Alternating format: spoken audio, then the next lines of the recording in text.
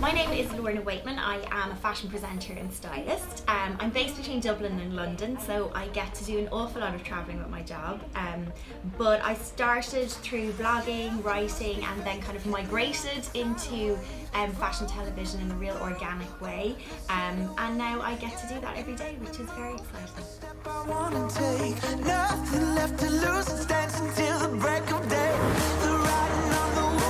How I started is very, very eclectic. I actually trained as a chartered accountant after I graduated from college in Trinity, and I did that for nearly 7 years. So I was a little bit of a latecomer to the whole fashion thing, but how I got into it was through blogging.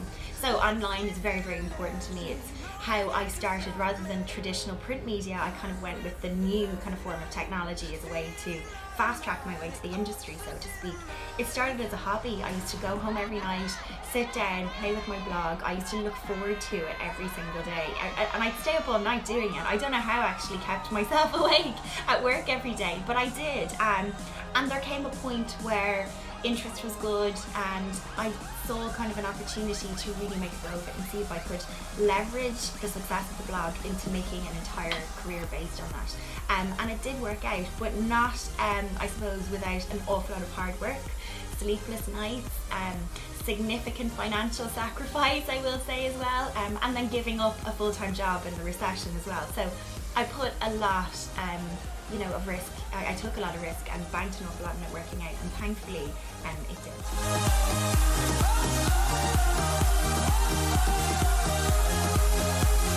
I think we live in a very consumer-driven world, a commercial-driven world.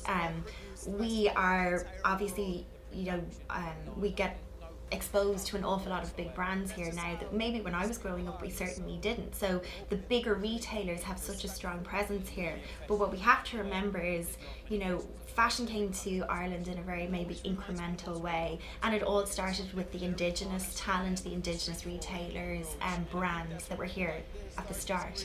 And it's really important that we continue to nourish those and nurture them and grow them and help support them. And I think it's a real testament really to the retailers who survived a really tough time economically and came out of the other side. It's great to see new businesses opening as well, and we need to help support that and promote that and not lose that dialogue that we have with independent designers and shops. And it's great to be able to use my position and everyone else who's involved in Fashion Independence Day to celebrate that, and that's what it really is about. And then it doesn't just stop there. We need to continue to work with those retailers and help them get to the next level through e-commerce and social engagement and ultimately football, and that's what it's about. So I don't think the book stops at Fashion Independence Day. It's what we do after that that's going to be super important.